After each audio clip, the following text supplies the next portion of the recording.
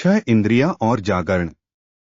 प्रिय श्रोताओं, हृदय सूत्र में आगे कहा गया, यानी कोई निश्चित वेदना संज्ञा संस्कार विज्ञान नहीं, कोई निश्चित नेत्र कर्ण नासिका जिह्वा शरीर मन नहीं। वेदना संज्ञा संस्कार विज्ञान ये पंचस्कंध के 4 स्कंध हैं और रूप स्कंध पहले में आ चुका है, इसलिए यहां दोहराया नहीं गया। आज का मुख्य विषय है 6 इंद्रियों का शून्यता स्वभाव। षडिंद्रिय क्या है? बौद्ध धर्म में नेत्र कर्ण नासिका जिह्वा शरीर मन को षडिंद्रिय 6 जड़े या षड्विज्ञान कहते हैं। ये बाहरी संसार को समझने के हमारे 6 चैनल हैं। जड़ का आधुनिक अर्थ है अनुभवांग या ज्ञान क्षमता। 1. नेत्रेंद्रिय दृष्टि के माध्यम से बाहरी संसार को जानना, वस्तुओं का आकार रंग आकृति गति। 2. कर्णेंद्रिय श्रवण शक्ति से बाहरी संसार को जानना, ध्वनि की तीव्रता दिशा मधुरता या कर्कशता। 3. नासिका इंद्रिय घ्राण शक्ति से बाहरी संसार को जानना, सुगंध दुर्गंध तीव्र या हल्की। 4. जिह्वा इंद्रिय स्वाद शक्ति से जानना, खट्टा कड़वा मीठा तीखा नमकीन हल्का या तीव्र। ध्यान दें, जिह्वा का अर्थ यहाँ वाक शक्ति नहीं, केवल स्वाद शक्ति है। 5. शरीरेंद्रिय स्पर्श शक्ति से जानना, शरीर के किसी भाग से स्पर्श करने पर जो अनुभव होता है, गर्म ठंडा कठोर मुलायम। 6. मनेंद्रिय विचार विश्लेषण निर्णय और समझ से जानना, बाहरी घटनाओं का अनुभव होने के बाद स्वाभाविक रूप से जो समझ और निर्णय बनता है, यह मनेंद्रिय है। का अर्थ फिर याद करें, का अर्थ कुछ नहीं है। यहां का अर्थ है कोई निश्चित और शाश्वत नहीं। इसलिए का अर्थ है हमारी 6 इंद्रियों से प्राप्त अनुभव और समझ निरंतर बदलती रहती है, कोई भी अनुभव शाश्वत और स्थायी नहीं। उदाहरण 1. नासिका इंद्रिय का परिवर्तन। मान लीजिए कोई 2-3 दिन भूखा रहा। जब उसे पकी हुई रसोई की सुगंध आती है, वह अत्यंत मनमोहक लगती है। फिर उसने तृप्त होकर खूब खाया। उसी क्षण उसे वही सुगंध फिर से आती है, क्या वह उतनी ही मनमोहक लगेगी? शायद नहीं, शायद उबकाई भी आए। एक ही व्यक्ति की नासिका इंद्रिय भोजन से पहले और बाद में पूर्णतः विपरीत अनुभव देती है।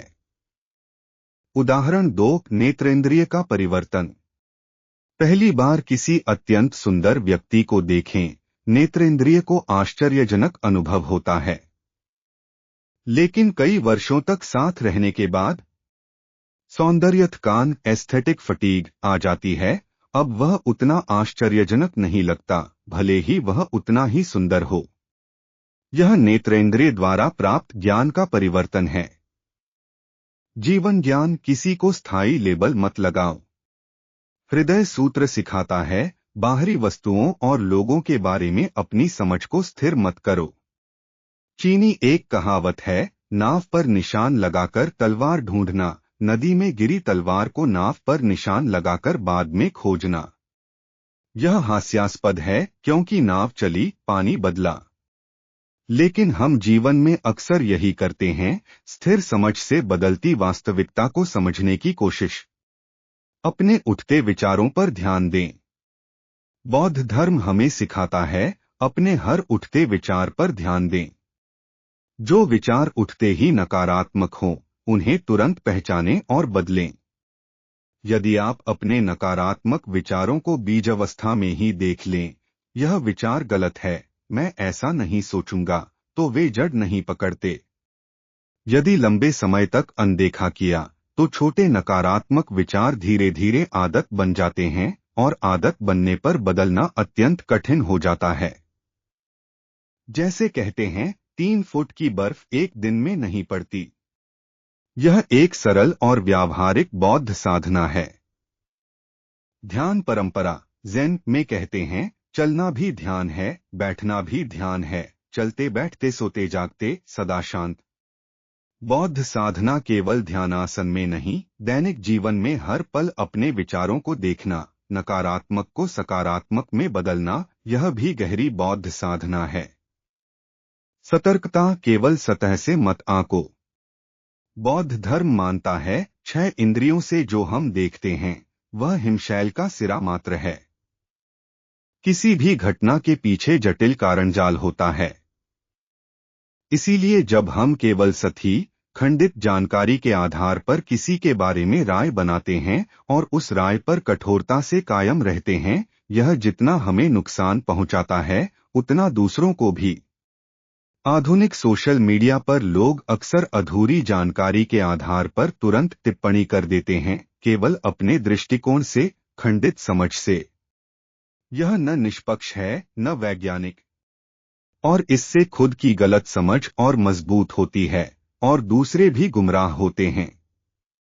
इसलिए जल्दबाजी में राय देना अपने और दूसरों दोनों के प्रति अत्यंत गैरजिम्मेदाराना है। अच्छा मित्रों, आज का कार्यक्रम यहीं तक। अगले अंक में फिर मिलेंगे।